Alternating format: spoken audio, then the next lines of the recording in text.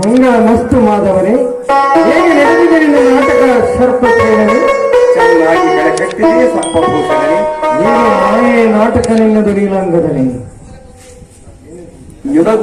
ನಿನಗೂ ಮಾಯೆ,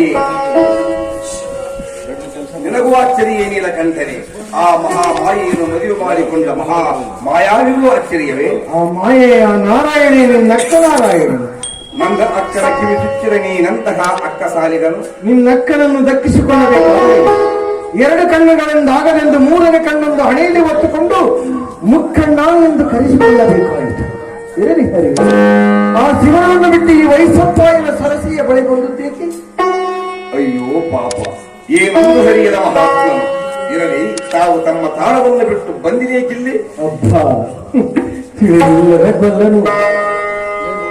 ಓ ಬಲ್ಲನ ಮಾವನೇ, ಗೊತ್ತುಂಟು. ಆದರೆ ಗೌರಿ ಬಂದ ಹೊತ್ತು ಗೊತ್ತಾಗದು. ಕೃಷ್ಣ, ಆ ಗೌರಿಯರನ್ನು ಕಳಿಸಿಕೊಟ್ಟರು ಹೀಗೆ. ನಿನ್ನಕ್ಕ ನಾರಾಯಣಿ ಎಲ್ಲರ ಈ 4 ಕೆಲಸವಂತ ಸೃಷ್ಟಿ ರಸವನ್ನು ನನ್ನ ಕಂಠದಲ್ಲಿ. ಓ ವಿಷ್ಣುಕುಲ ತಿಲಕನೇ, ಸಾವಿರಾರು ಕಲ್ಪನೆಗಳ ತಪಸ್ಸಿಗೂ ಸಾಧ್ಯವಾಗದಷ್ಟು ಸಾಂಖ್ಯವನ್ನು ಸಾಧಿಸಿದನು ಆ ಅಶ್ವತ್ಥಾಮನು ಆತನ ಅನಂತ ಜನ್ಮಗಳ ಪುಣ್ಯದ ಬಲದಿಂದ.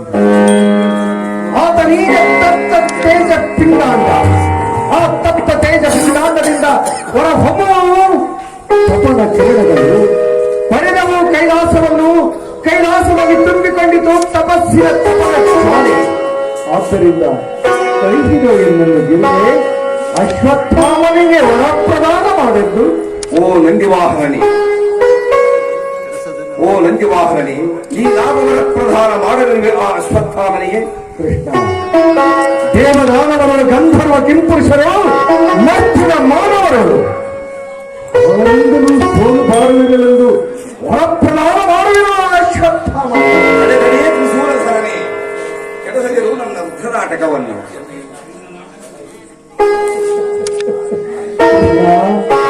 ನಿನ್ನ ನಾಟಕ ಎಂದಿಗೂ ಕೆಡಲಾರದು. ಈ ನಾಟಕದಿಂದ ನೀನಾಗುವೆ ರಸಿಕರಿಗೆ ಗುರು. ಈ ನಾಟಕದ ಹಾಳವಾದಿತ್ತು. 9 ರಸಗಳಿಂದ ತುಂಬಿದ ರಸ ಸೃಷ್ಟಿ ರಸಿಕರಿಗೆ ಸಂತೃಷ್ಟಿ. ನನ್ನ ವರದಿಂದ ಅಶ್ವತ್ಥಾಮರನ್ನು ಆವ ದಿನಗಳ ಗರತಿಯ ಕರಳಿನ ಊರಿಗೆ ಕಾರಣವಾಗುವನು ಅಂದೇ ಅವರಿಗೆ ಸೋಲಿಸಿದ. ಕೃಷ್ಣ, ಇದರಿಂದ ಮಾತ್ರದಿಂದ ನೀನು ರಚಿಸುತ್ತಿರುವ ಈ ರಕ್ಷರಾತ್ರಿ ನಾಟಕವನ್ನು ಸಫಲವನ್ನು